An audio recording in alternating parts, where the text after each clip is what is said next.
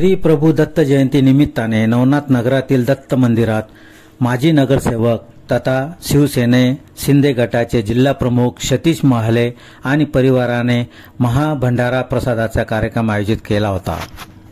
यावेळी मंदिरात सतीश महाले आणि परिवारातर्फे महाआरती करण्यात आली।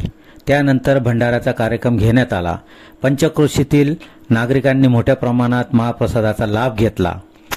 सतीश महाले हे जातीने लक्ष देऊन नागरिकांना अन्नदान करीत होते।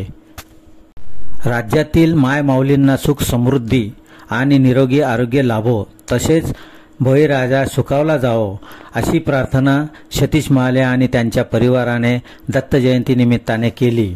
भंडारा महाप्रसादाच्या वेळी सतीश महाले नेमके काय म्हणाले ते आता आपण पाहूया।